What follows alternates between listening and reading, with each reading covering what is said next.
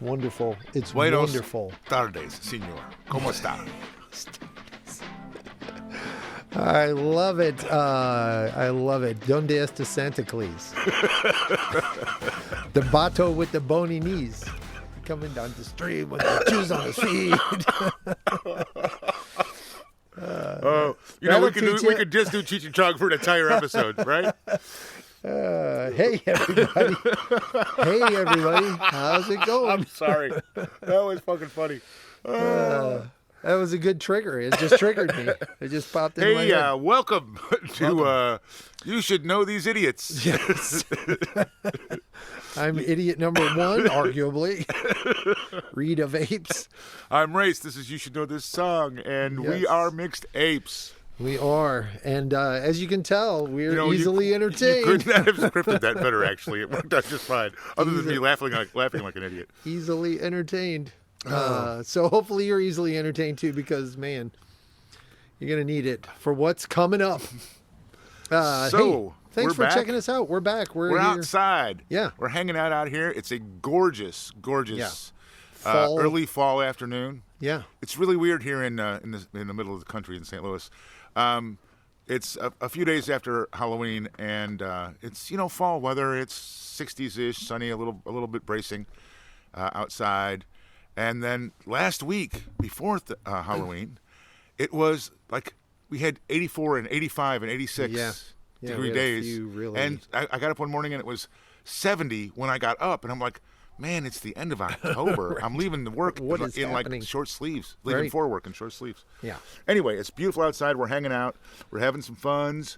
Airplanes are flying over. Construction vehicles are working on the street out front. We've had our ample amount of noise. Dogs barking in the background, and neighbors are outside sitting and eating. That's our non-AI. That's what that is. Anti-AI. This is real, folks. We're not making it up. No, who could script this stuff?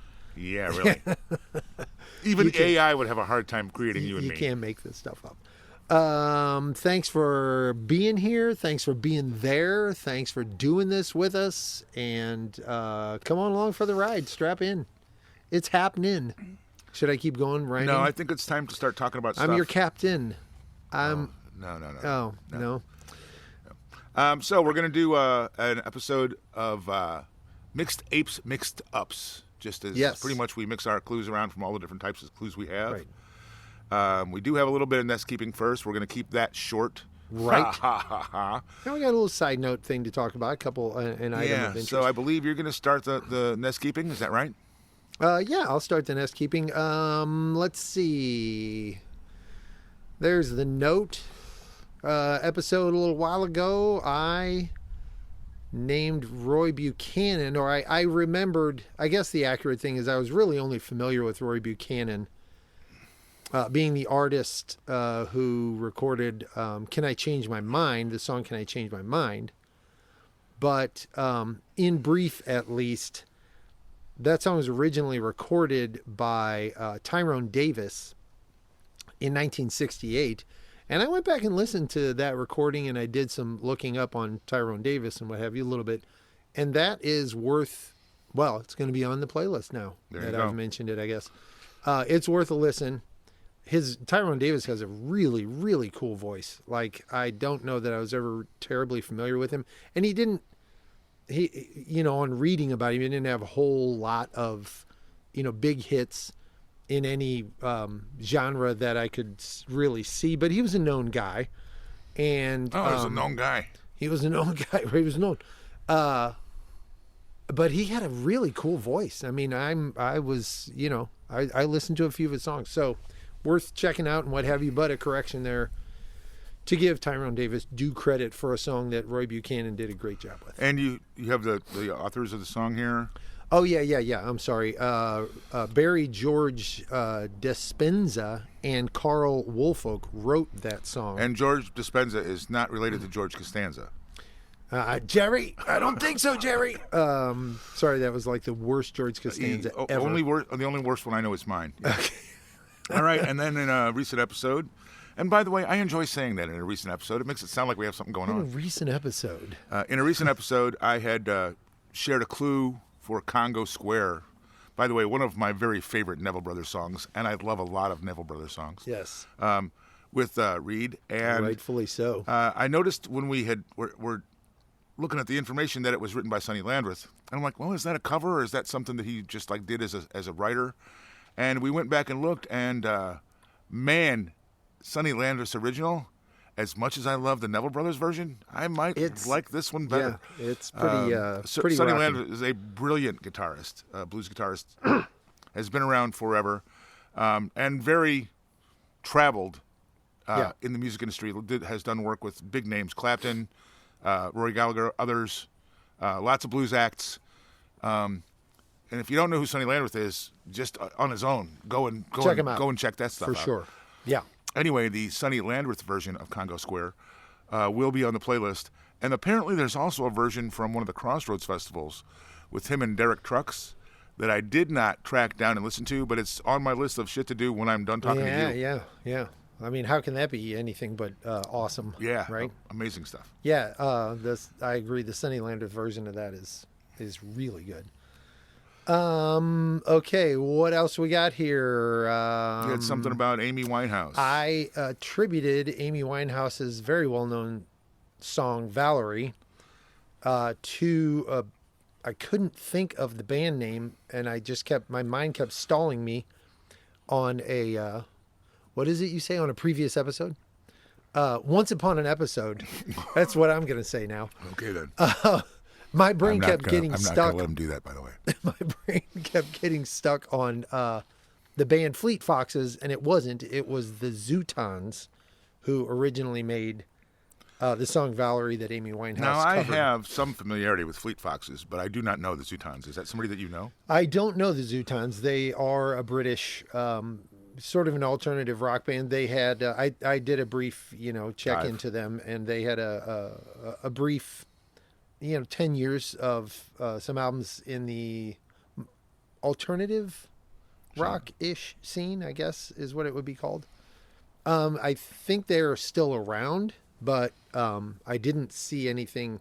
And again, I only just dipped my toe in to sort of verify. I didn't see anything that indicated they were still active or whatever. But they did have a couple cool songs. You should check them out. I have to start the episode. The official starting gun, ladies and gentlemen. Yes. And then I wanted to share something. I mentioned a couple of times now that my friend Mike of Apes, he's an official Apes. Yes. And had contacted me and said, "Hey, I got an idea. Let's spend a night once every couple of weeks sharing albums that the other may not be familiar with." I'm so glad you didn't say let's spend the night together and then start singing. No, that wouldn't be happening. Us spending the night together or me singing. Right. Mike's a nice guy, but I don't think that but not really your type. Yeah. But so we've been doing that a little bit. We've had a couple of evenings, and we've had some fun. I think I mentioned that he shared the Styx album. Yes. Yeah. Oh my gosh, it was right there. You just took it out of my and head. Gone. Strange, Brave New World. There you go. Right. At any rate, he shared the Styx album, Brave New World. That was our first endeavor there. That was kind of cool. I hadn't heard that before. I'm a fairly big Styx fan, but it was when I stopped listening to terrestrial radio. Right. And then I shared the James Gang Bang album, which is Tommy Bolin's first foray with James Gang after Joe Walsh had moved on. And then we traded a couple more. He shared an album by a band called the Von Drukes with me, and I shared. Reed had sent me a song by a band called the Monophonics, which I had not heard of, and I didn't know them at all. And so for the last time that he and I got together, I suggested that we both enjoyed the album for the first time. Yeah. And we sat and listened to that, and there's some really good stuff on that. That's a really interesting band that does kind of a Black Pumas / Black Keys kind of merge, if you will. Yeah. Older sounding, but not older music. R&B, rock kind of flavor. So if you don't know the Monophonics, it was a pretty interesting little foray into some unknown music. It's some interesting stuff to listen to. Yeah. Yeah. And there's worth checking out. There's one tune that Reed had sent. It was the one that prompted it. That's got a really cool, very Ian Anderson like Oh my flute. gosh, yeah. The reason solo. it caught my attention, the flute solo is just. I went and looked to see if anybody out there finds anything Different. I couldn't find information to confirm that there was Nor deny. any tie between Ian Anderson, sneaking in a performance on this song. Because it or sounded not. to you so much like him. Oh my gosh, His phrasing sounds and all that. exactly like an Ian Anderson flute solo, just Yeah. exactly like it. So So it was well cool done. stuff. So I just wanted to kind of say, for two reasons. One is to get some of those names of those bands out there for y'all to Yeah. check out, and or maybe an album that you hear referenced that like I haven't heard that in 20 years. I should go listen to that. Right. And it kind of is a little funny, and I'm doing a read thing here where I sideways off my sideways. But like Mike keeps saying, you're going to keep bringing me this stuff that's from the 70s, and I'm going to keep bringing you this stuff that's from the last 5 years. Right. And that's what was mostly happening. But Which is kind of a cool. I mean, yeah, kind of a cool way I go don't about want to it. be pigeonholed into only knowing music No, from the I 70s, know, though. But the cool thing is that like it's a great idea. So Absolutely. if you got something that you think that you got a buddy that might not know that, suggest, hey, look, I'll do this one this week. You do yours next week. We'll kind of expand each other's horizons. It's been a lot of fun. It really has. I've enjoyed it, and I think it's something that you may want to consider doing with your folks around you. Yeah, people you interact with on music. By the way, just to get it in there and make sure it's on the playlist for everybody to be able to hear the kind of music and this particular Ian Anderson copycat style flute solo, the song is Hanging On. And it's a good song. It's a real good song. It's a good song. It'll be on the playlist. It prompted me to go and look up the band and listen to the whole album. Sure. Yeah. And one more thing there. You mentioned, oddly enough, playlists. And we've mentioned maybe too much over the last few episodes, several episodes, that we have playlists out there now. And here's the thing, guys. While we genuinely appreciate you listening to the episodes, the podcast episodes, and we do, there hasn't been a lot of take-up on the playlists. And I got to tell you, they're fun. They really are fun because they're so esoteric and so non-structured because they follow the structure of of our podcast rather than being related songs. It's not pop radio. It's not oldies. It's not classic rock. It's not. It's kind of everything. Yeah. So if you have a you're driving home from work and you're looking for something to listen to, pop on one Check of it the playlists. out. Pick a random number between 1 and 45 Right. and find the playlist for it. There are And I'm doing 45 that myself, playlists. by the way. Because I mean, once we created them, I don't really listen to them. You don't think of it. You're not trying to pat your own back or anything. Sure, you're not But listening to if your. we're out here hanging out outside and doing yard work or something, I'm like, let's listen to number 13 and see what that sounds like.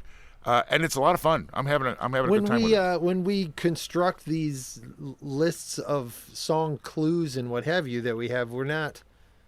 I don't necessarily do so because the song is in my head in full, and I've gone and listened to the song and what have you. The song pops into my head. The song lyric pops into my head, and I trap it in my, little clue list here and. Get the details on it, and I put it into the show list. And 3 weeks or 3 months later, it may end up an episode. Exactly. And so when the episode is published and then the playlist rolls out, I've only listened to probably 4% of the songs that are on the playlist With any leading recency. up. So listening to the playlist is like a cool. So I'm gonna call thing you for out me right as now well. here on the air. Is like, have you been listening to the playlist? Have you been checking them I out? have listened to a few. I haven't listened to as many as I want to, but I have listened to 4 or 5 of them. Yeah, and I agree. It's great. Yeah, You know what I mean? So and I'm 100% transparency here. I've listened in totality to maybe 7 or 8, and there are as many playlists as there are episodes. So there's 45 out there, 44, 45, whatever it is. Right. And I kind of honestly forget. And I'm always worried about, like, when I'm putting music on when other people are around, I'm always like, are they going to like this? Is this their kind of thing? So, and that's odd for me because that's not my personality at all. Generally, I'm shoving shit down your throat. I'm like, hey, listen to this. Look at that. Right. But when I put the playlist on, I feel like I'm patting my own back. So, Right. Anyway, all you're that not being telling said, anybody, check them out, man, because there's some cool stuff there. It does take a little, a little fitting it in, but if you're going to be like you said, if you're going to be driving along and listening, it's Why cool not? to check out. way home from work. We're or not going to whatever. give you a weather report. We're not going to talk about traffic. We're not going to try to sell you no anything. commercials. Yeah, Well, YouTube does tuck some commercials in there. do they? Yeah, but Not if you're a yes, not subscribed if listener. you're a subscriber. Right, a subscriber. Yeah, that's subscriber right. to YouTube. Anyway, all that being said, we should quit Ready talking to and go. start Ready talking. to go here. Let's do some mixed apes, mixed ups. All right, is it my turn or yours to start, I think sir? you start the show, the game. Ooh, baby, I feel so important. Start now. the game. All right, I got a Your Mother Should Know. Mother should know. Your mother. Actually, I might pull several from this because there's some cool stuff in this particular list. Okay. Here, as an homage to my little sister Paula, who was our original ape, our first non-read First race officialized, I got one for indoctrinated. you. Our first indoctrinated. There you go. So, sir, your mother, your mother. Yeah. It's your mother. Your mother should know this song. Norman. Okay, my clue is driving like a fool out to Hackensack. And if you don't know Damn this, it. you are going to get fired. I gotta have a second clue. Driving like a fool out to Hackensack. I mean, if I was gonna know a lyric, I would know that lyric, right? Second clue is drinking his dinner from a paper sack. I love the lyric. Do you really It's not great. know this? It's not hitting me. He says, I got to see a Joker, then I'll be right back. What is it? Daddy don't live in that New York City no more. That's Steely Dan, brother. Steely Dan. Becker and Fagan. I'm Okay. really, I got to I Yeah, honestly that got is- to tell you, I am disappointed in That you. is not a well-known To you. Steely Dan song for me. Off of Katie Lied. Right. Hello, little man. Hiya, buddy. I see you in the window. Yeah. 1975, Katie Lied, obviously Becker and Fagan. That was my grandson Fine. sticking his face in there and saying hello, by the way. Yeah. Fine, I missed that one. Fine. I don't believe you. I want to apologize, but I'm not going to because it won't be the last one. If I start apologizing now, You're gonna you just can have just to imagine. make that your thing. Endless. Okay, this is a starting line that, frankly, I've been holding off on for a couple months because it's such a laydown. But I just want the song in the... That's your way of saying I'm not going to get it. Oh, you're totally going to get this in an instant. I mean, I would put serious money that you'll get this right away, but I just want it on the playlist. Okay, I want to be clear. Serious money for you, 12, 15 cents in that neighborhood? 45 cents on this one. I go 45 cents. Here you go. Here's your clue. I feel the earth move under my feet. Now, tell me that wasn't absolute laydown You for feel you. the sky come tumbling Yeah, down. yeah. I just wanted the song on the playlist. So is there another version of that? I mean, I thought that it seems to me like there's a second version. Yeah, but I didn't. It does seem like the kind of song I was referring to the Carole King, version, but I don't know of another substantial cover of that song. Like wow. Aretha. Or, I would think there's something, man. It seems It's to me the like my kind head of- like there's yeah, something. yeah. I must be wrong. It's the kind of song that you would think there would be dozens, but I didn't really see anything about that online referencing that. So if anybody out there knows of, there are covers of it, but they're not. They may not be big name not artists, by but they could big be name artists. They They could could have be been great. covers that were successful Yeah, yeah, or played on the radio. Just absolutely. So we Maybe even overseas. we didn't find something. anything. If you know something, toss it out. Right, right. All right, so I'm going to go with another Your Mother Should Know. Yes. Because I've got some really cool clues in here that I want to just share Get and it get on the on. playlist. Get it on. There you go. What do you got? Clue is, you make me want to shout, That's it. kick my heels up and shout, Look at my hands jumping. jump and shout. Come on now, don't forget to say you will. So the A reason... little bit softer now. A little bit louder now. The reason that I've got that in here is because I heard a version I had never heard before by a band named Lulu and the Lovers. Lulu and the Lovers. Actually, how old is the version? Do you I know? saw it on a video waiting at a car dealership. Really? And I only paid Like attention you saw to the it. music video or it I was saw- music I for saw it? the You music video. Okay. And it's not a music video as much as a recording because it's well before music videos. Sure. Okay. It was a recording, a video of a recording that it was happening. And it was Lulu and the Lovers, and it caught my eye because it was Lulu, the singer from the 60s, To Sir With Love, etc. That's been on the show before. yeah. I'm not going to put it on the playlist. And apparently she had a band called Lulu and the Lovers in 1964. Wow. And it was cool. It doesn't quite match up to the Isley Brothers, but then again, how could you? Sure. You know? But I wanted to get it out there because it's just such a cool thing. Written by O'Kelly Isley Jr., Rudolph Isley, and Ronald Isley. Does in the Lulu and the Lovers version, does she stop and go, now wait a minute? Okay. No. Well, I'm going to have to... Isley Brothers were 59. The Lulu and the Lovers were 64. And this brings me to something kind of a little bit sideways. You had shared with me recently something that you and I have talked about before.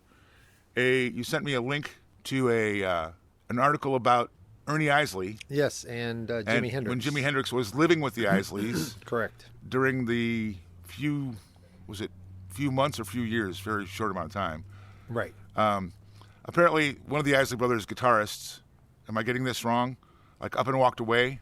No, you're on, and they needed a guitarist. And they needed a guitarist right now. And Ernie Isley, who ended up being the guitarist, was like 10. Yeah, at the time, so he wasn't ready. Right. It wasn't able to. It wasn't a Jackson's thing. Right, exactly. So they reached out, and somebody said, "Oh, there's this guy playing in the Village. You got to check out." And they went down and saw it. It was Jimi Hendrix in the early '60s. And they said, "Can you please be our guitarist for a little bit?" And he said, "Sure. I'm not doing anything else." Right. And he came and he didn't have a place to stay. Right. So he stayed at the Isley Brothers' house. At their house, like met their mom, hung out, and like, "Hey, Mom, we're bringing somebody home for a while." Right. And Ernie Isley, who was a young man, 9 or 10 or 11 years old, was just blown away by Hendrix's ability as a guitarist, and took some teaching. Took. I don't know that he actually was taught as much as was influenced by. Right. Took influence. If you listen to later Isley Brothers, on the Fight the Power album, there's a tune called Hope You Feel Better Love. It's actually called Better Love with Hope You Feel in parens. And Ernie Isley does his very, very best Jimi Hendrix imitation on that tune.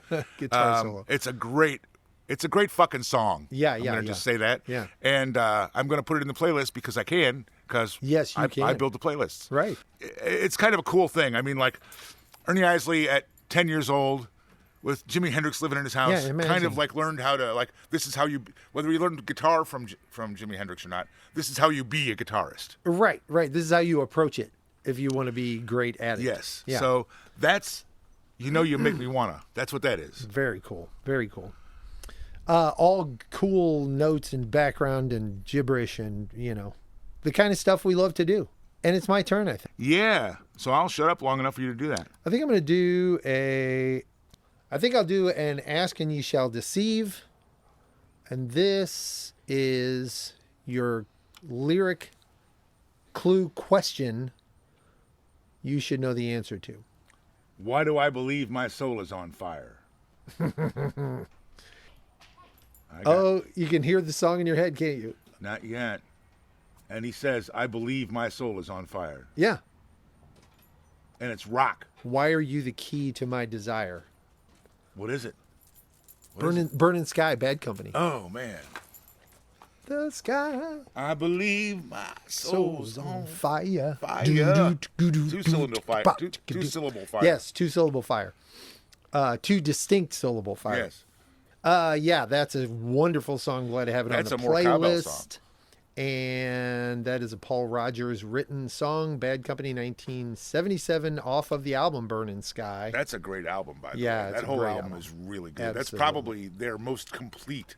I don't know if it's their best, but it's probably their most complete album. Yeah, I think I would agree. Like, as far as sort of continuity goes, and you whatever, just put a big smile on Lil Paula's face because that's one of her favorite albums. Oh, good, nice. There you go, Paula of Apes. Enjoy on me. Compliments of Rita Vapes and the Mixtapes broadcast. Wow, that sounded fancy. I am known to be fancy sometimes. But are you ever fancy and free? No, I'm never fancy free. So I have one for you, and I'm actually following up on a previous challenge here. Okay. All right. I'm excited about this. I'm excited to fail on that level. Even if you fail, the result is well worth the effort. Okay. Okay, so this is a starting lines. Show me something. Challenge is, well, I stand up next to a mountain. And of course, the edge of my hand chops it down, right? That's kind of how the lyric goes. The lyric is actually, chop it down with the edge of my hand. and I chop it down with the edge of my hand. Yes. Yes. And that is? Well, Hendrix, as I know it first, but what are you about to tell me here? Well, the song is Voodoo Child, Yeah. in parentheses, slight return. And I don't know what that means, and I wasn't able to find out. Oh, Okay. Slight return. Originally off of Electric Ladyland, Jimi Hendrix, released in 1968, but posthumously released as a single. Oh, I did not know this. Yeah, they didn't put the single out until they realized they could make money off him passing away. And I'm going to cheat. It's not really cheating, actually. I'm going to jump to the wiki page because there was so much to share Okay. that All I right. had to share it. Okay, because you know me, I'm not going to shut up. He's wikiing, ladies and I gentlemen. am Hey, not- by the I way, am- we haven't said donate to Wikipedia Oh. in like 3 episodes. Yeah. So You want to say that? donate to Wikipedia. You got one donate more? to There you go. Wikipedia. Yeah, Yeah. 3 of them. Okay. So, written by Hendrix, off of the Electric Ladyland album. By the way, the original cover of that was banned in the United States because it was a bunch of women with their bodies exposed. Yes. You can say naked women on the air. Naked ladies. Naked ladies. Right. Bare naked ladies. No. No. No. Not even in the same paragraph, much less the same sentence. So at any rate, we all know the song, but it was originally on that album by Hendrix, Electric Ladyland. It was by the Jimi Hendrix Experience, to be accurate. Ah, yes. Okay. Have you ever been with Mitch Mitchell and Noel Redding. One of his best known, blah, blah, blah. It was featured in his concert recordings. After his death, they released the song as a single in the UK using the title Voodoo Child, Chile, yeah. as opposed to Child. And there's actually a thing in the wiki that says, see confusion over title there. It became his only #1 single on the UK singles charts, reaching the top position during November 15th, 1970, in the week of November 15th, 1970. It's been covered by several different artists. Yeah. Rolling Stone included it at #1 of their 2004 list of the 500 greatest songs of all time. Wow. None of that is where we're going. Okay? Nice lead in. It was developed from the song Voodoo Child, with an E, which had been recorded May 2nd, 1968 during a jam session, a studio jam with Steve Winwood and Jack Cassidy on bass. Oh, so Which nice. if that exists, I wasn't able to find it, but Yeah, man, I would you want to like hear that. Steve Winwood playing keyboards and Hendrix Yeah. playing guitar on the same album. Right. So at any rate, the next day, Hendrix came back to the studio with Redding and Mitchell, his band, for the filming of a short documentary by ABC. And Noel Redding says, we heard that song we learned that song in the studio. And then Hendrix said, yeah, they had the cameras rolling on us as we played it. Someone was filming, and this is a quote from the page. Someone was filming, and we started doing Voodoo Child. We did it about 3 times because they wanted to film us in the studio to make us, quote unquote, look like make it look like you're recording, boys, which they obviously were. One of them scenes, so how do okay, you let's make play it this in E look and a like 1 you're and a 2 and a 3, and they just went into it. Right. So all of that again, cool stuff, but Still not quite to the no. nutmeg here. So there's a question about interpretation and voodoo symbolism, and again, I'm quoting from the wiki page.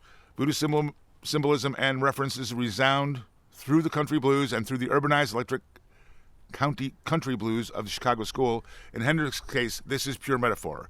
He was not a voodoo initiate in any formal sense, and both versions of the song and the Bo Diddley beat that he percussively scratches from the guitar are simply him announcing as explicitly as possible that he's a man of the blues and one who honors, respects, and understands its deepest and most profound traditions.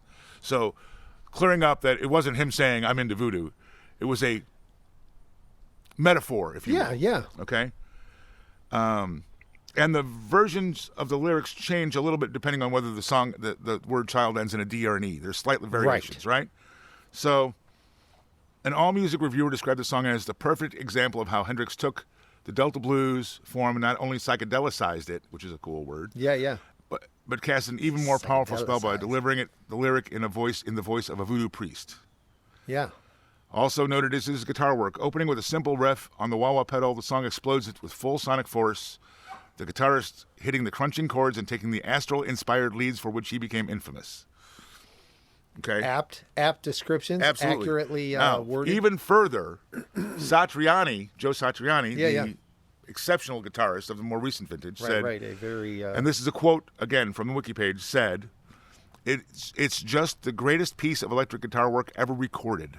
In fact, the whole song could be considered the holy grail of guitar expression and technique. It is a beacon of humanity." wow, that is high praise. Okay. Very cool. And then, and I'm still in agreement with the and then commentators. we get to talk about Stevie Ray Vaughan's version. Okay. And that's, again, Voodoo Child, in parens, slight return, off of Couldn't Stand the Weather from 84. Yeah. He said in an 85 interview, "I love Hendrix's music, and I just feel it's important for people to hear him.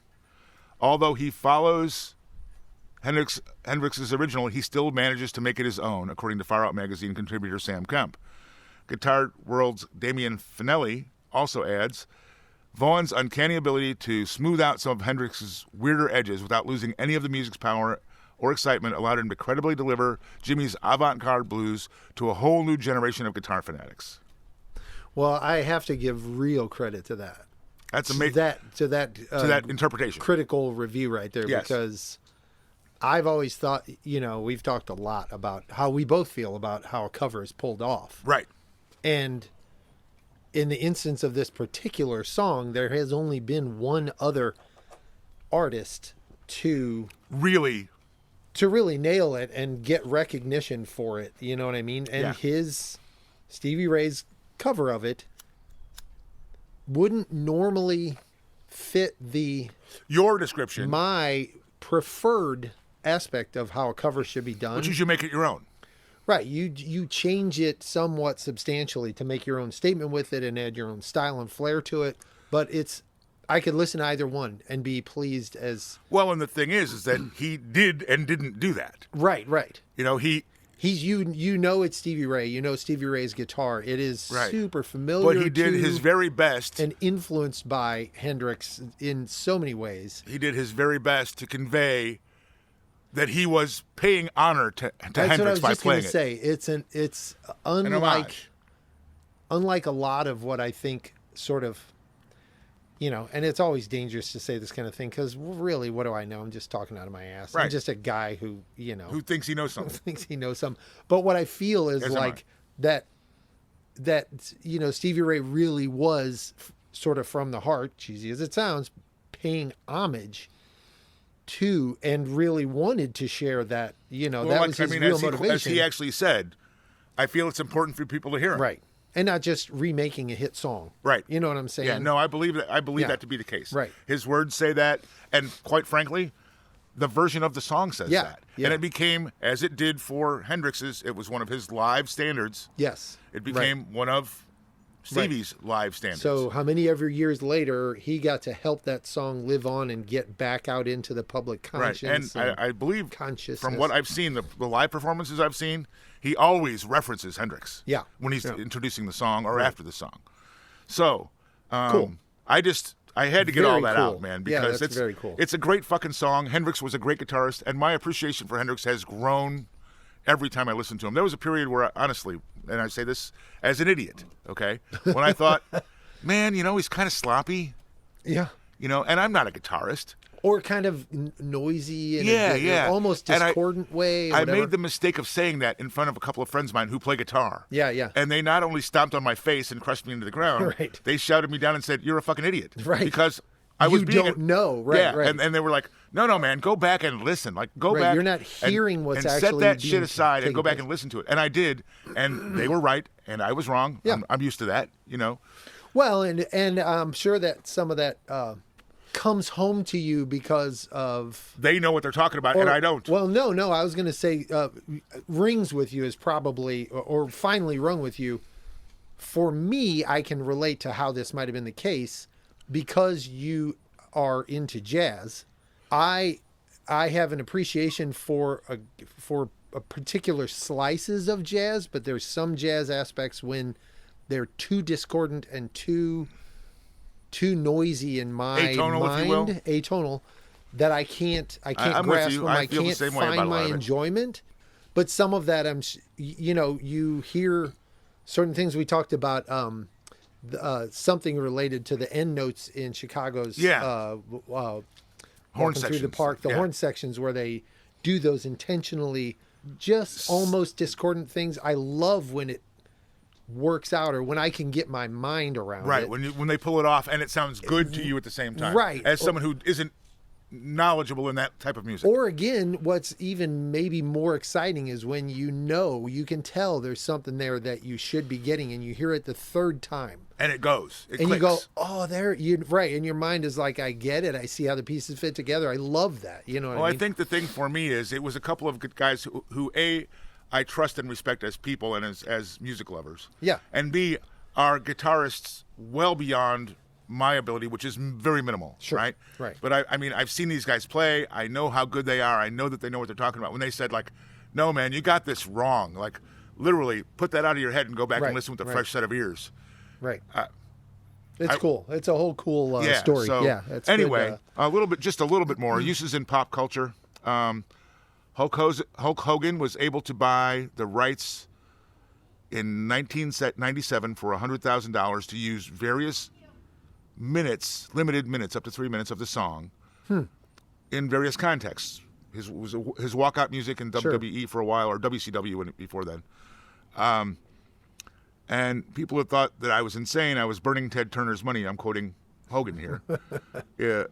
But if someone were to try to cut that legal deal right now in 2020, it would be worth millions. Yeah, absolutely. It was also featured in the movie 2001 movie Black Hawk Down. So, but just a piece of music that, and we will play both full, Stevie recorded, and not live versions Jimmy. by Stevie and Jimmy. It's just a piece of music that when I heard it, I'm like, oh, this has to be. Right. We got to remember gotta to talk get about that this. in there, for crying out loud. Exactly. Yeah, absolutely. Okay, good one. Very, very cool. And thank you for catching it on the first catch there. Yeah. You didn't even need more than 5 words. Right. That was great, just to get it in there. Okay, I'm going to do a just regular old boring prime. This one I have been also just waiting for the opportunity to get on the list. So, while I know you love this artist, You don't know if I know the song. and I know you know the song, I'm not sure that the lyrics... Is going to get me there? Yeah, but I hope it does. I mean, it will eventually, but here's the first chunk of lyrics. Out in the fashion show, down in the bargain bin, you put your passion out under the pressure pin. Nope. No? You got another one? Think of it very staccato, stomp, beat. It is sung, but it's spoken sung. Okay. Fall into submission, hit and run transmission.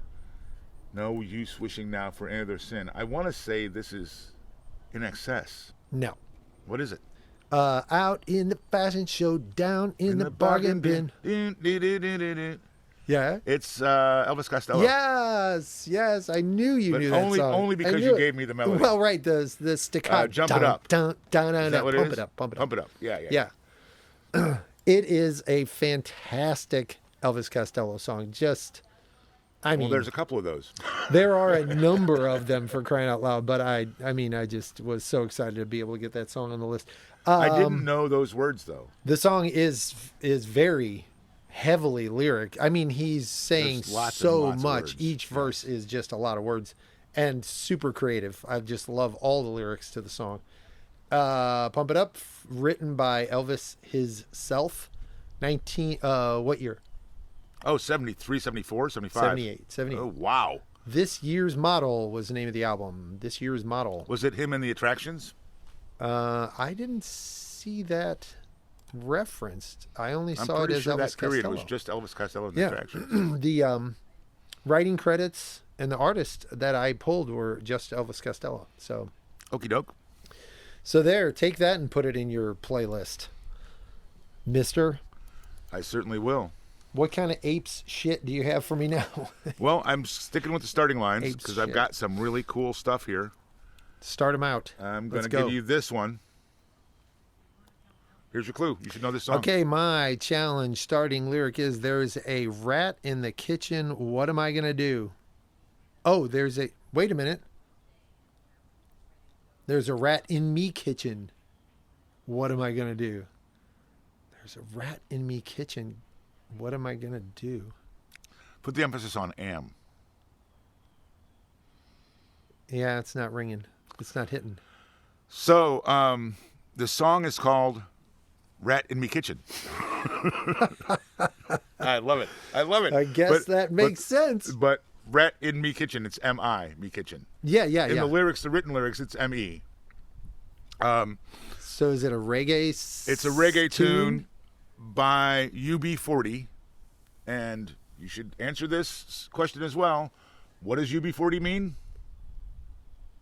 Yeah, I know the answer to this. You do know the answer to this. We've talked about it before. Yes, we have. On this very podcast. This one of many. I guess. No. I know. It's what, at least at the time, the unemployment benefits UB form was called that you had to fill out in Britain, right? Because they were all out of work. But I listened to it. I heard it, and I've heard the song before. But when I heard it this time, I was in my car just driving and listening.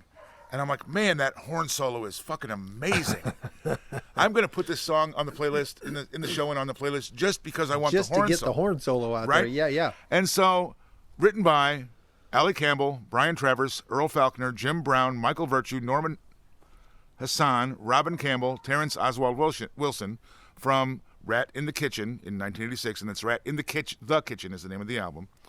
But special guest on the album, Herb Alpert. Oh, nice. That's why the horn solo was so damned good. Yeah. Because it's got probably the greatest trombone player of my generation, right? And you may not know who he is if you're not at least 40 years old. Trumpet. But man, Trumpet? Yeah, horn. You said trombone. Did I say trombone? Just now you said the word trombone. Oh, I meant trumpet. I'm so sorry. Yeah. Greatest trumpet player. We'll just... Yeah, probably the greatest trumpet player of my generation. Yeah. Herb Alpert. And... again, if you're under 40, you may not know, but Herb Alpert and the Tijuana Brass, they owned the AM jazz, if you will, for 25 years of my life. Right. If it was on the radio and it had a horn section and it wasn't Tower of Power, right. It was probably Herb Alpert and his band, the Tijuana Brass. And he was the leader of that band for a long, long time. Like, I can see his face. He was a TV personality as a jazz horn player. Yeah, absolutely. You know what I mean? He when and nobody the else Tijuana was. Brass were on all the talk shows all the time. All the time. All the time. Things that nobody remembers. Mike Douglas. And, yes. He was a regular on all of that stuff. Yeah. And whenever there was a variety show, again, if there was a horn section. Which is really funny because... It reminds me of, this is a reach back that I'm sure you'll remember, and most of our audience too, but not a lot of them. But it's not, I think this is safe to say, it's not a thing you see anymore. Johnny Carson used to love to have Buddy Guy on. Oh, yeah. Just to have Buddy Guy play the drums. Right. It wasn't playing a song with vocals and all that. It was just Buddy Guy playing the drums. Yeah. And Herb Alpert and Tijuana Brass. The same thing. For the most part... They appeared. Everything I remember seeing. They appeared as a musical guest on shows that didn't usually have musical guests. Right. And they were only doing instrumental songs. Right. They were never doing songs with a lead singer out there singing anything, or a backup singer's doing a harmony parts and what. There was no vocals. I want to pull this out of my ear, but I'm going to say Herb Alpert's last charting hit. Yeah. As a band was probably somewhere in the mid to late 70s. Yeah, I think that's probably. And here in 1986. A bunch of reggae guys from a marginally known band, because UB40 had their hits, but they weren't a big band. Right. Is sitting in, playing horns, and just blows it the fuck away. Right. So, we should say they weren't a big band in American. I don't know how big they were. They were probably a lot bigger in the UK. In the UK. Yeah. So, that's a very cool factoid. That's cool to know. Yeah, I thought you might dig that. Yeah. So if you be 40 or over, you probably are familiar with most of what we're talking about. See, and that's the thing is, I can't stop you from doing that. Oh, gosh. And only about half the time do I really want to, honestly. All right, what do you got, man? All right, I got a starting line for you that, This is just foolhardy, but I'm doing it anyway. Because it's going to be either... Feast or famine? Feast or famine. That's a good way to put it. So see if you can figure this out. I hope you've heard this song. I'm going to give you 2 lines if you want. Oh, great. Go ahead and give me another one. The one that he gave me is, yeah, yeah, yeah, yeah, yeah. And here's the second. These are actually the first 2 actual lines from the song. And it's the same. Yeah, yeah, yeah, yeah, yeah, yeah, Yeah, yeah. yeah, yeah, yeah, yeah, yeah, yeah, yeah, yeah, yeah, yeah. What is this? It's Devo. Okay. It's called Got an Uncontrollable Urge. And it is Reach one of across my the table and smack you. one of my favorite Devo songs from 1978. Off of the album name is Q, the letter Q, colon, Are We Not Men, question mark, and the letter A, colon, We Are Devo, answer. Right. So Are We Not Men? Well, We Are Devo. That was the name of the album. And a lot of you out there will know that, and some will be like, "What?" And do you know what that's are from? you talking about Originally? You mean that question and answer? Yes. I don't. Which There I was wish I wasn't saying right now. A science fiction story and then a movie called The Island of Dr. Moreau. Oh yeah. And The Island of Dr. Moreau was him trying to de-evolutionize men. Devo, Right. man. And Are We Not Men was a question that was asked. I don't know that they ever said We Are Devo. I gotcha. But Are We Not Men was like something that would come up that they would have to solve. And one of them would look together and say, Are we not men? Can we not do this? In the original, yeah. Okay. I mean, and if you know the movie, it will come back to you. Yeah, I only know the actual original movie from when I was a little kid and didn't pay Yeah. attention to it. Yeah. You know what I mean? Yeah. It was it was that old. That's hilarious. So and also I'm good sorry to know. for taking your time. No, I appreciate the input. That's fascinating for me. I hope it's interesting for somebody else out there. So that song was written by Mark Mothersbaugh, the principal writer of Devo's stuff. Yep. And The guy with the glasses. the guy with the glasses, and again, 1978, beautiful Devo music, which underrated before its time, I think. I would agree. In almost all the instances. I would agree. Yeah. All right. I'm going to stick with starting lines. Okay. And I've got some shit that's going to blow you away. Blow my mind with your starting lines. Ooh, I like that. Yeah. And again, I don't know why I'm feeling particularly tolerant of your craziness Of today. my weirdness. Yes. Well, it's probably a few too many of those beers. I've only had 3. Tolerance level up. All right, here's your song. You should know this starting line. My clue is, I have heard among this clan you are called a forgotten man. I feel like I should know that. You probably shouldn't, really, to be fair. And there's your second clue. Next clue is that what they're saying? Well, did you ever? What a swell party this is. Nope. That just took me right off the path. Okay. I got nothing for you there. So here's the deal.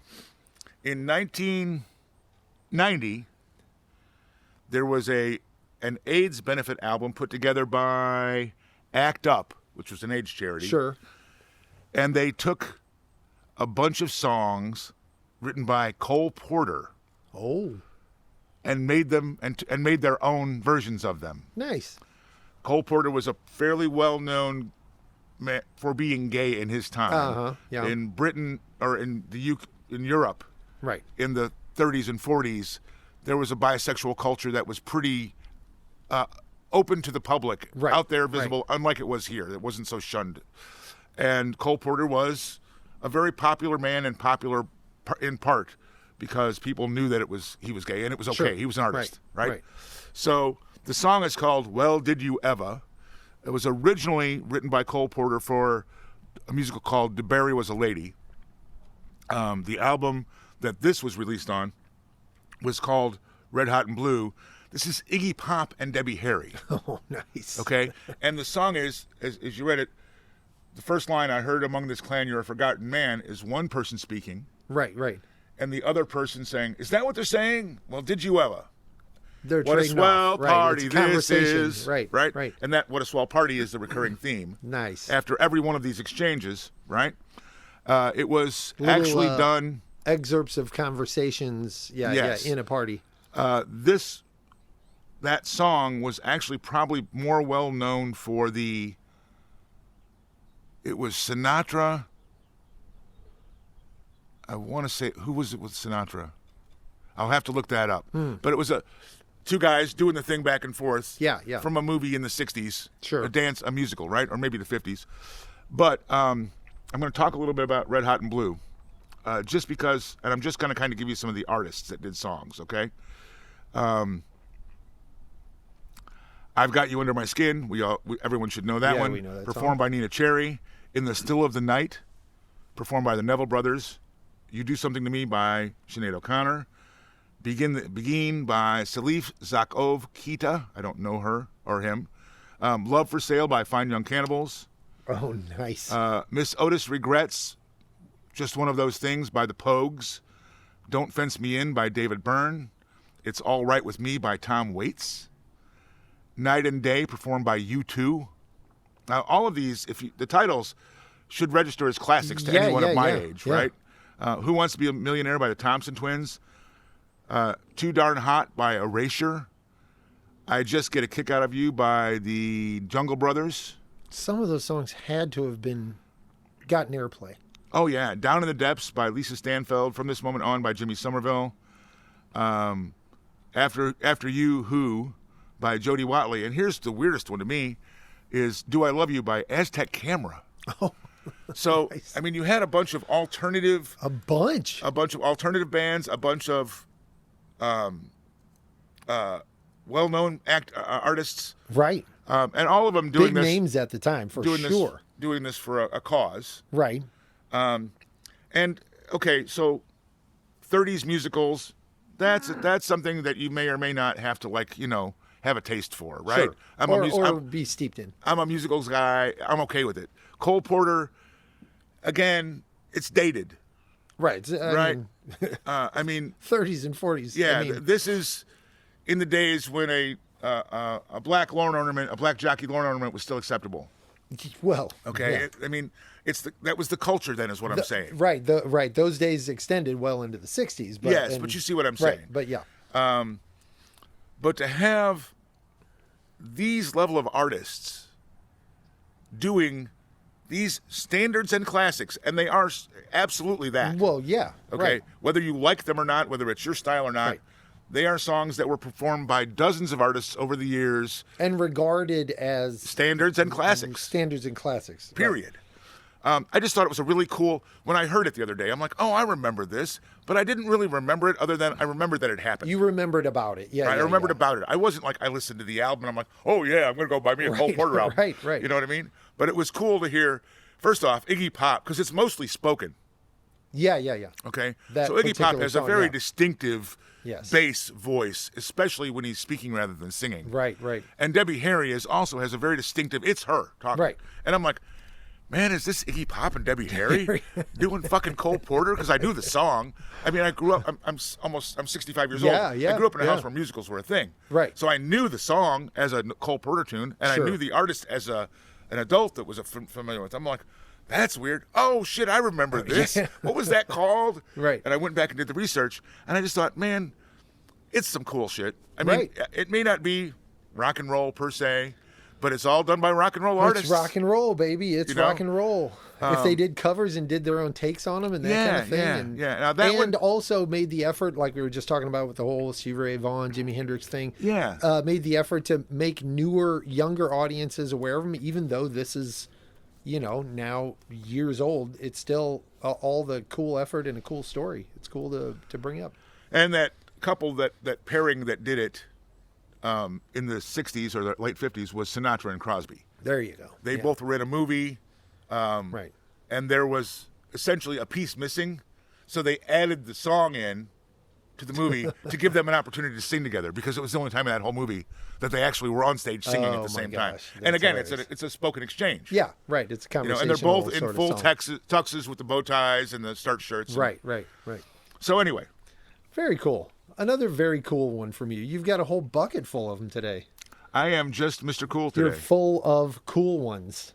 For a change. All right. Well, thanks for, again, sharing all those interesting investigations. Can I say one more thing? No. You're cut off. I have noticed Cut lately, off his mic. I have noticed lately in editing that I tend to, in the last several episodes, I tend to take the episode over and go ranting about something. Well, And I apologize only in that I don't do it intentionally. right.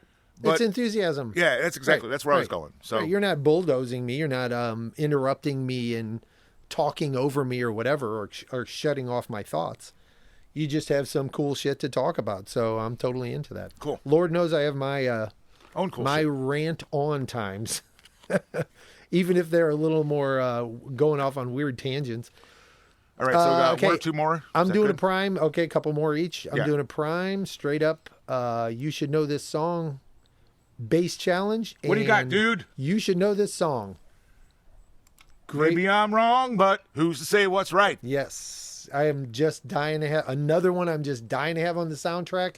So on the playlist. So even though it's an easy one, Wouldn't it I'm be great if we had a soundtrack? dumping it out there. You know what? I know that lyric. You heard me. I did it in the right cadence. Yeah, and that- absolutely, I absolutely. can't put it in a song. Maybe I'm wrong, but who's to say what's right? Give me the next lines just so I can figure this out. Really? I thought I mean, I know what it is, but I can't. you didn't even place say it. the song name, and I was going to give it to you. Here's the next line. I need somebody to help me through the night. It's Queen. No. Who is it? It's oh, how do I do that? Why don't I mean? Obviously I know it, but I can't place it. That guitar part is Lindsey Buckingham. That'll give it away. Okay, so that's obviously Fleetwood Mac. Maybe Fleetwood I'm Mac. wrong, but who's to say what's right? I'm just hoping that'll trigger the name of the song for you. I'm trying to hear it in my It's head. such a cool guitar What riff. is it? Such a cool World Turning. World turning. I need somebody. Yeah.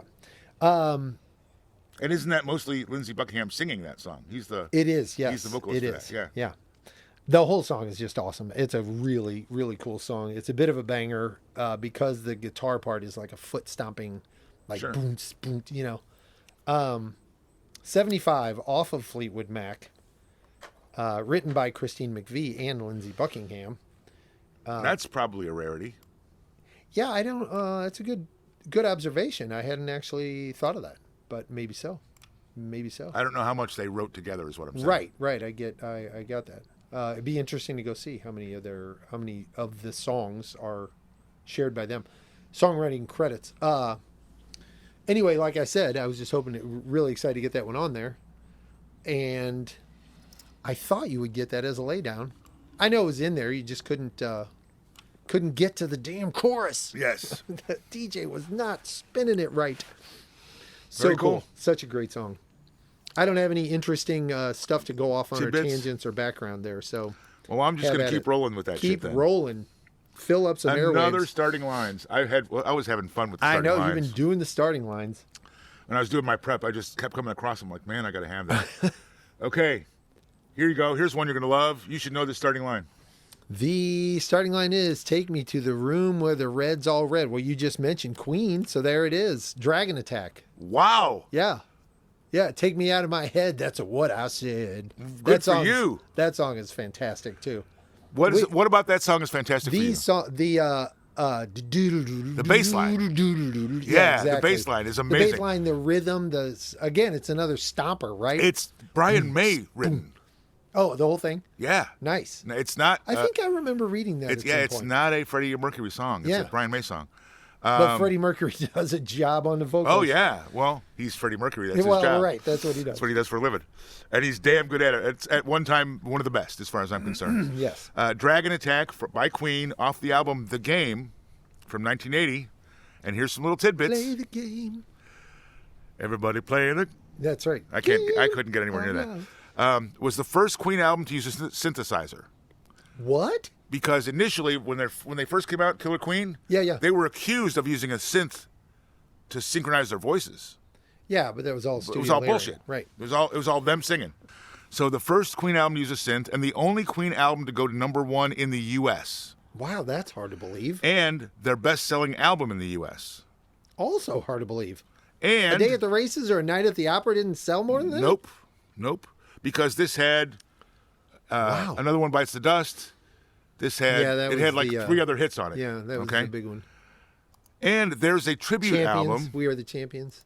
There's a tribute album called Dragon Attack, Really? which is a tribute to Queen. And I found this, and I didn't know about this. No, I didn't know Imagine about it. that. There's some shit that Rayce doesn't know, and therefore can't talk about. Right.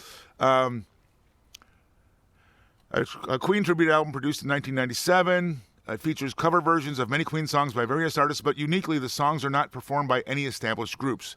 Instead, the album is performed by a group of musicians who normally perform with other groups or artists in different combinations for each track. Oh, nice. Including, and listen to this shit, Yngwie Malmsteen, John Petrucci, Robbie Krieger, the Kulick Brothers, and Lemmy. Nice. Okay? The album was re-released in the UK as Top Musicians Play Queen, the Collector's Collection. But then they were like, we got to call this Dragon Attack because No, it was actually re-released as that because Dragon Attack as a tribute didn't do what I wanted it to do. Oh, really? Yes. So they had to be more direct communicating to the A public. bunch of guys that you all know and love are Right. playing Queen. These Listen are to this important shit. people playing Yes, Queen exactly. songs. So Look, they kept over here. the Oh, that's a was shame because Dragon Attack. You want to believe that Dragon Attack, would be what drew them even though it's not, you know that it's not as big a song as anything else on that album. Right, right. But it's such a great song. But out and do do, but out and And the do. lyrics, the whole everything. Oh, about man. it. The drums. I mean, come on. So when they made that second collection, they re-released it. They took "Keep Yourself Alive" off and added a 2010 recording of Bohemian Rhapsody with John Wetton on vocals. Huh. Doesn't mean anything to me. I would like to hear the "Keep Yourself Alive" instead. So I Want It Another All. one of my favorite You know that Queen song? songs. Yeah. That's Rob McCauley, Chris Impellitteri, Bob Kulick on guitars, and Edward Harris Roth on keyboards, Jay Shellen on drums. And I'm not going to go through all of these.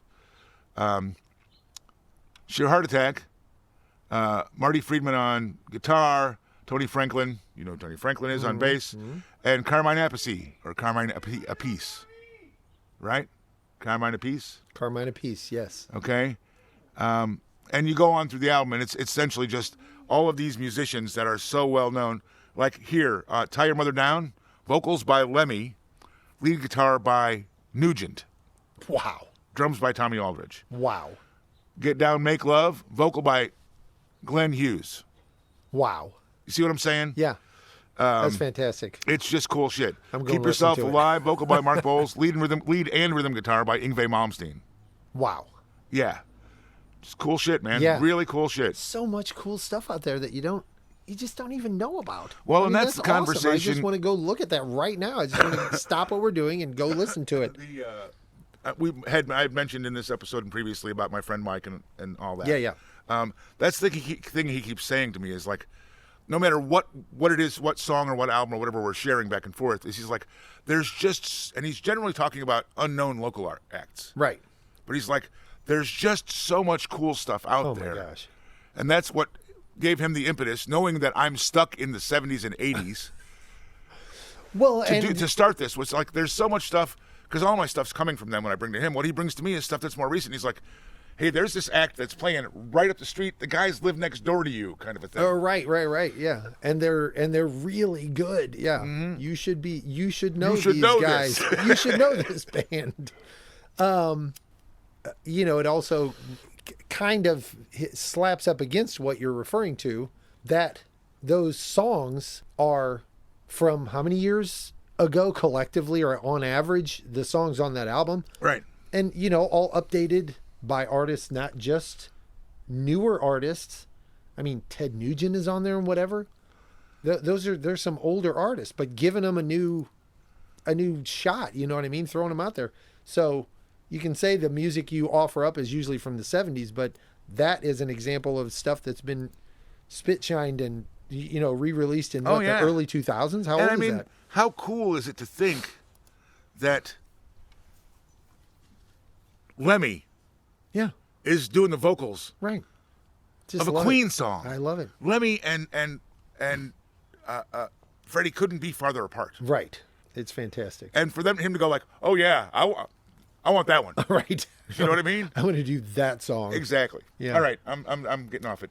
Okay, I am going to do it's my turn. I'm taking over the mic. About time. You're kicked off.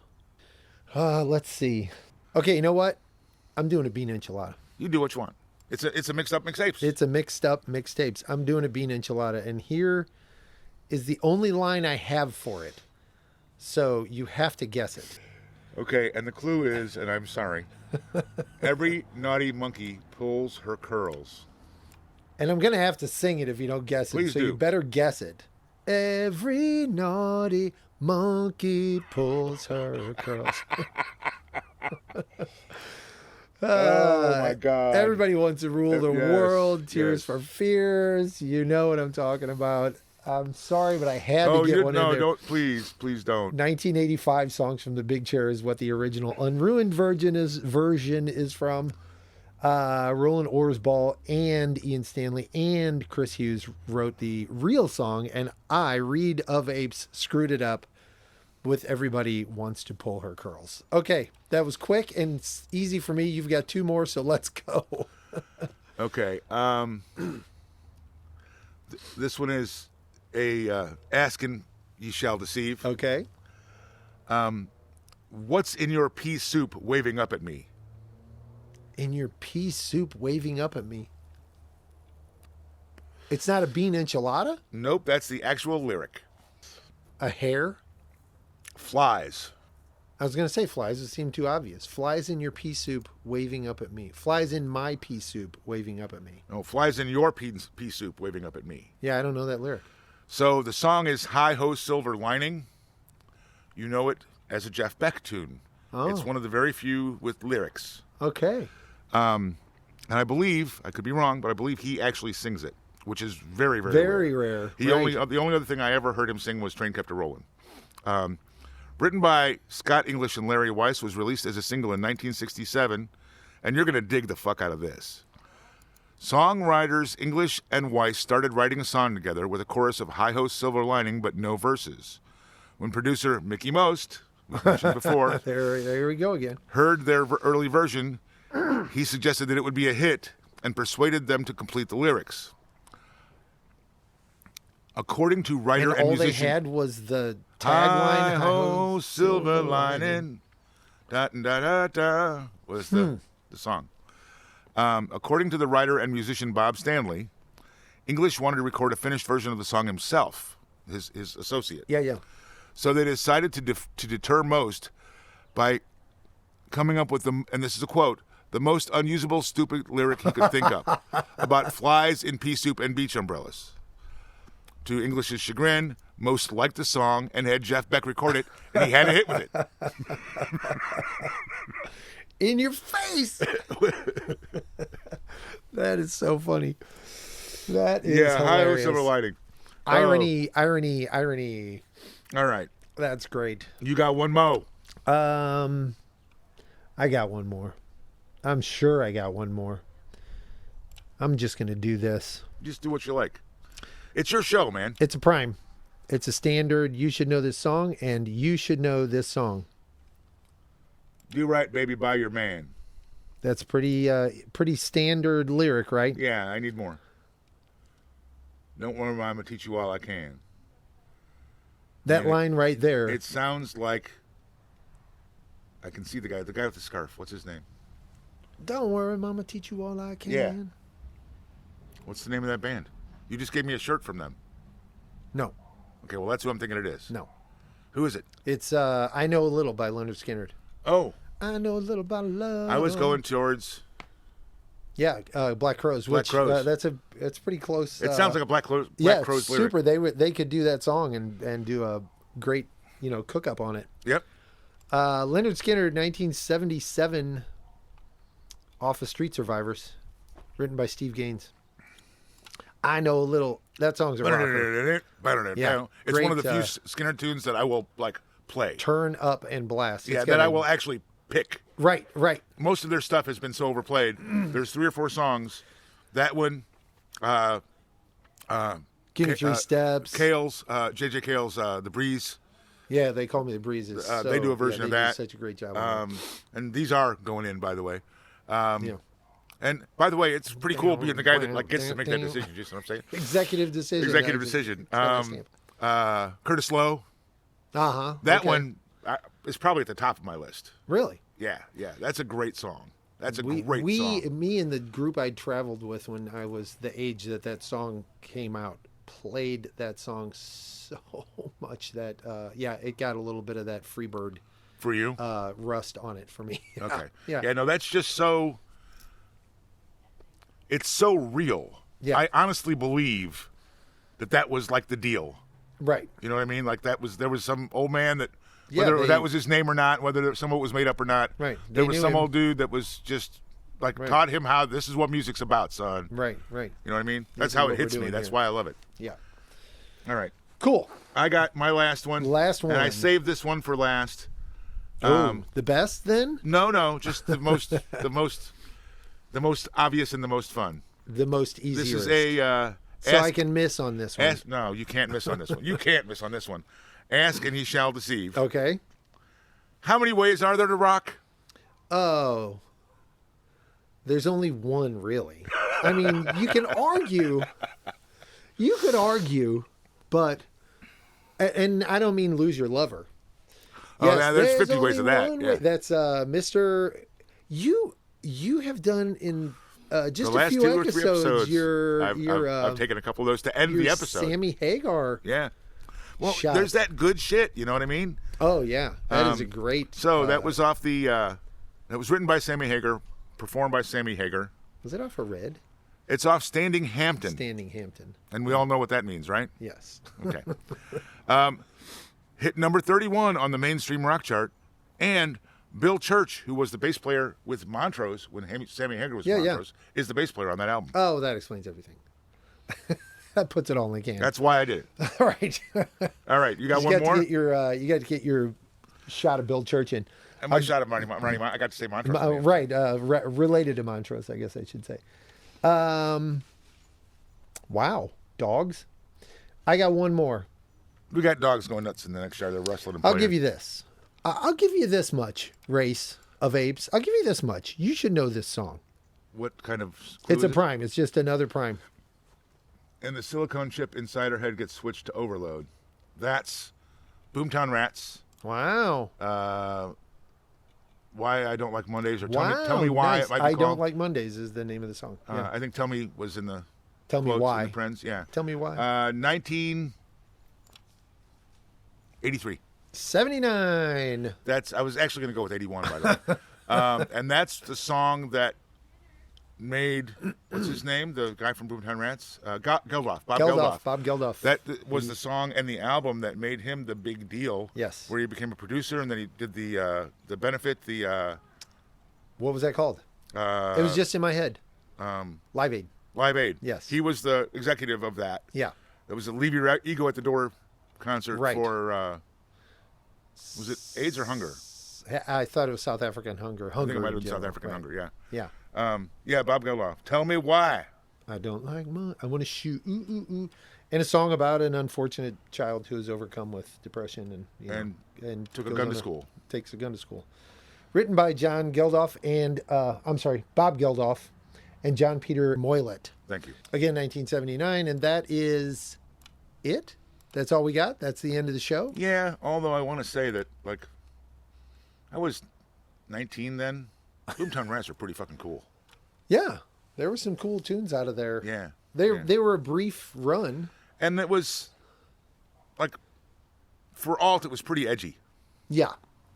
Socially conscious Yes. stuff. Yes. Yeah, absolutely. All right. Well, this has been a blast. This has been... I actually had too much fun this time. I'm going to have to tone down the fun next time. This has been... I'm going to have to... You should know this song. Thank you. I'm sorry for walking over you. I'm going to have to do more Esoteric shit. grabbing of my background details. They are so much fun for I'm me. researching. And generally, I love it you so love that much. kind of shit. Oh So my that's gosh. why I go Yeah. after it. And it may be that it gets boring to these folks, or maybe... Although, I do get texts mostly from my sister saying, "Oh, I didn't know that, but did you know this?" Yeah, Which is I so love cool. that. I just love it. Yeah. I mean, you filled in where I was lacking this time, and next time maybe it'll be the other way. But either way, if I we doubt get that. to Generally, I'm going to... you wouldn't be lacking. You would never allow yourself to be lacking. Exactly. I might be slacking. If we But I get wouldn't be to lacking. collectively share that kind of crap with people out there, Absolutely. Absolutely. fascinating stuff. I'm having. I just I try to love say those this. kind of details. Yeah. I'm having so much fun. I'm with this excited about the playlist for the past few. Not that I'm not excited about all the playlists, but Right. the past few rounds I've been like, I'm just going to put these songs in there because I want them on the playlist. I want them on the playlist. Yeah, well, and the thing you is, know. it's like some of it we stay away from because like, oh, that's too easy. Right. But what we've seen in the last couple of episodes is that as easy as it may seem, It's still a the brain stumper. still doesn't work, right? Right. You get it until somebody helps you. One of the two of us helps the other with a little bit of how the phrasing goes, Right. or or whatever, just a piece the melody, of the melody. line. Yeah, right. yeah. And That's it. To be honest, you're bailing me out more than I'm bailing you out. There's more of that where you're going, I'm just going to give you a little bit more because I want you to get this. Well, you're not bailing me out because you know it won't work on the ones I'm missing. Like, he's not going to get it. I'm just going to go on my story. Okay. Well, Again. you should know this song, mixtapes, like, listen, follow, Share. Wikipedia, share. Have a drink, crack open a cold one. There you go. Kick back, enjoy yourself. And have some fun, man, because Right. I don't know about you, but I'm an old man, and what else the fuck is there? Right. Just have What- some fun, have a what good else is time, worth it? enjoy the people that you love, and enjoy the make your own happy. And enjoy You Should Know This Song, the Mixtapes Lyric Challenge I bullshit heard about commentary that, podcast. and it's pretty good. I've listened to it. And then go enjoy the playlist after you're duly that's impressed a with good the show. idea. That's a good Go idea. enjoy. I mean, enjoyment. We're all about enjoyment. Enjoy. Let's drink to Enjoy. that, shall we? Oh, Okay, clink. clink. There Here's you to go. you, and here's to me, us. and all that other stuff. Folks, That was literally a pause. that was to take a drink. literally us pausing to have a fake, not a fake drink, a fake Oh, by the way, he's clink. actually really drinking today. A fake clink. I've had about a half. I gave him a beverage, and he's drank a can. He's drunken, whatever the appropriate past is. Drunken. About half of it. Is And kinda- of course, he's going to be drunken because he drank half of it. Drunken is about what I'm half feeling right now. Okay, what else we got? Anything? I think that's enough. I think we've beat them up enough. Donate to Wikipedia. Oh, you got an extra one in. I did get an extra one. Hey, thanks, folks. We're out of here. Peace out.